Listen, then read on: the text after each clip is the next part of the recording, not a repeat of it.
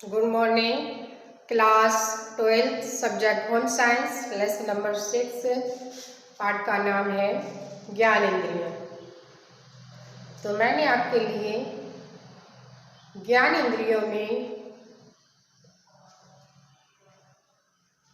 नेत्र के बारे में बताया था और आज मैं नेत्र के या आँखों के रोगों के बारे में बताऊंगी कि हमारी आँखों में कितने प्रकार से कौन कौन से रोग हो जाते हैं जिनकी हमें जानकारी नहीं हो पाती।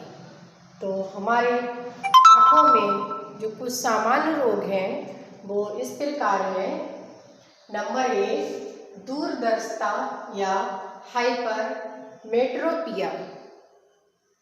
तो ये दूरदृष्टिता या हाइपरमेट्रोपिया रोग है। तो ये क्या रोग है? तो ये रोग ये एक ऐसा दृष्टि रोग है जिसमें प्रतिबिंब रेटिना के पीछे बनता है। प्रतिबिंब जो होता है रेटिना के पीछे बनता है, जिससे हमें पास की वस्तु स्पष्ट दिखाई नहीं देती। इस दोष का कारण लेंस की चपटा होने से इसकी जो फोकस दूरी होती है वह क्या होती कम हो जाती है। जो फोकस दूरी कम हो जाती है या नेत्र गोलक का छोटा हो जाना, दूरदर्शिता में दूर की जो वस्तु होती है इसलिए हमें स्पष्ट दिखाई नहीं देती। इस नेत्र दोष को हम दूर करने के लिए हमेशा उत्तल लेंस का ही चश्मे का प्रयोग करते हैं। अगला रोग है हमारा निकट दृष्टता या मायोपिया। निकट दृष्टता या मायोपिया।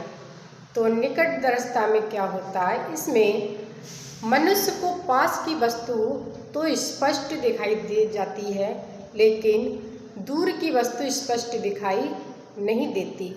निकट दृष्टता में या तो लेंस अधिक उत्तल हो जाने से लेंस की जो फोकस दूरी होती है कम हो जाती है, या फिर नेत्र गोलक लंबा हो जाता है।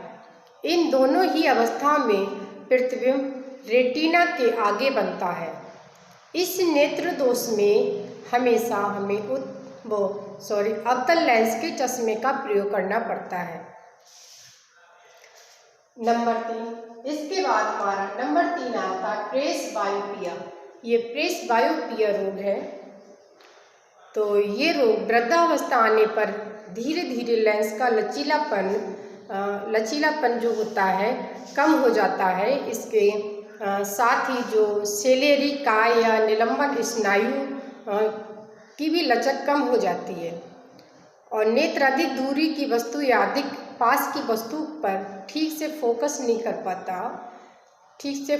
कर पाता और पास की वस्तु साफ देखने के लिए उसे उत्तल लेंस तथा दूर की वस्तु साफ देखने के लिए अवतल लेंस का चश्मा लेना चाहिए। और वृद्धावस्था के इस दृष्टि दोष को हम दूरदर्शिता या फिर प्रेसबायोपिया कहते हैं। नंबर 4, दृष्टि वैषम। ये क्या होता है? ये जो कॉर्निया की आकृति के असमान होने पर व्यक्ति धुंधला और अधूरा दिखाई देता है। व्यक्ति को जो होता है धुंधला या अधूरा दिखाई देता है। इस दोष को दूर करने के लिए हमें दोष युक्त नेत्र के लिए उपयुक्त जो होता है क्षमता वाले बेलनाकार अवतल अथवा उत्तल लेंस वाले चश्मे का प्रयोग करना चाहिए। इसके बाद हमारा जो आता है नंबर 5 भेंगापन। भेंगापन क्या है? भेंगापन ये नेत्र दोष गोलक को घुमाने वाली पेशियों में कमजोरी का आ जाने के कारण या पेशियों के छोटे या बड़े हो जाने के कारण होता है। ऑपरेशन द्वारा संबंधित पेशी को ठीक किया जा सकता है। ऑपरेशन से इस प्रकार के रोग को ठीक किया जा सकता है। इसके बाद हमारा आता है नंबर 6 मोतियाबिंद।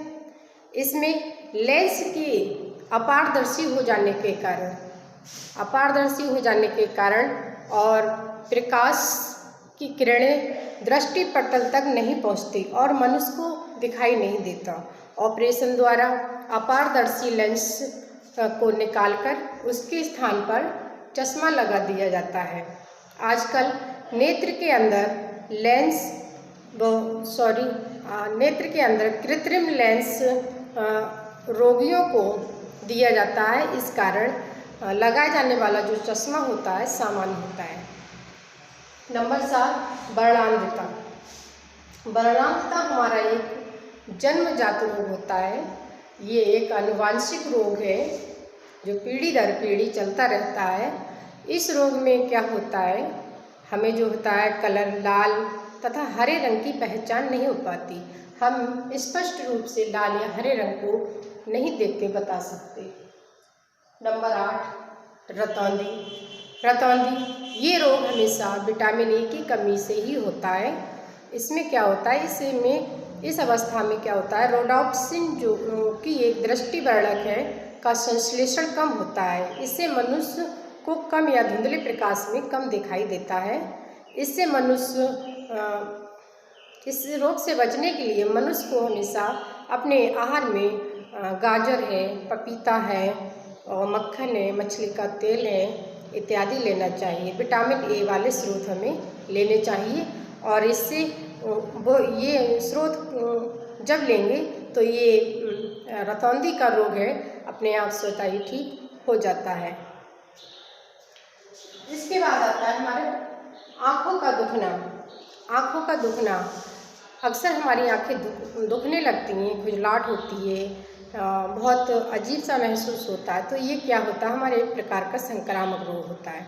तो इसमें क्या होता है, रोगाणुओं का संक्रमण गंदे हाथ है, रुमाल है या वायु की धूल मिट्टी है के कण है, इसमें क्या होती है, पलकें हमारी जो होती हैं खुजलाते हम उसको मसलते रहते हैं तो वो हमारी लाल हो जाती हैं और सूज जाती हैं।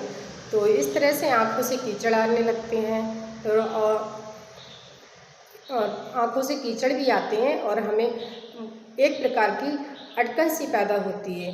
तो इस रोग को दूर करने के लिए हमें क्या करना चाहिए, बोरिक अम्ल जो आता है, बोरिक अम्ल के जल से हमें धोकर और पृथ्वी जैविक औषधि का प्रयोग करना चाहिए। फिर इसके बाद आता है नंबर 2, सबलकाय।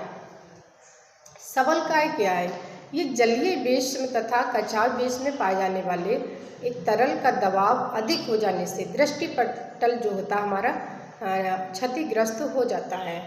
तो इसमें रोगी को दिखाई नहीं देता। तो ये तो हमारे थे कुछ सामान्य रोग जो हमारे नेत्रों से संबंधित थे, आँखों से संबंधित थे। तो ये रोग हैं और हमें अपनी आँखों की किस तरह से सुरक्षा करनी चाहिए, किस तरह से उनकी देखभाल करनी चाहिए और क्या करना चाहिए क्या नहीं करना चाहिए, इसके बारे में बताती हूँ। भोजन में हमेशा संतुलित आहार ही होना चाहिए। भोजन में विटामिन ए की प्रचुर मात्रा होनी चाहिए क्योंकि विटामिन ए हमें रतौंधी से बचाता है। और हम अपनी आँखों के लिए हमें तेज़ धूप में नहीं जाना चाहिए, तेज़ धूप से आँखों के लिए बचाना चाहिए और चश्मे का प्रयोग करना चाहिए जब अधिक तेज़ धूप हो और धूल यदि अधिक हो तो वहाँ हमें चश्मे का प्रयोग करना चाहिए। इसके अलावा नेत्रों को हमें प्रतिदिन सुबह को ठंडे पानी से धोना चाहिए। समय समय पर बोरिक अम्ल का भी प्रयोग करना चाहिए। और गर्मियों के दिनों में हमें क्या काम करना चाहिए, गुलाब जल से अपने आँखों को साफ करना चाहिए। गुलाब जल ठंडा होता है, इससे उससे आराम मिलता है। और आँखों को गंदे रुमाल से नहीं पोंछना चाहिए, गंदे हाथ या उंगली को आँखों में नहीं डालना चाहिए और कम प्रकाश में न पढ़ना चाहिए और ना ही अधिक कार्य करना चाहिए। और टीवी भी हमें मंद प्रकाश में या अंधकार में नहीं देखनी चाहिए और टीवी एक हमें निश्चित दूरी पर ही देखनी चाहिए।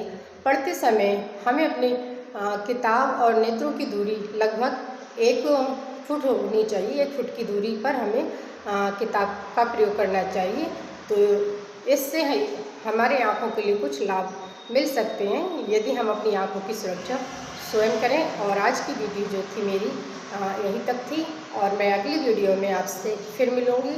लेकिन मेरी वीडियो अच्छी लगी तो आप लाइक भी कीजिए और सब्सक्राइब भी कीजिए। नमस्कार।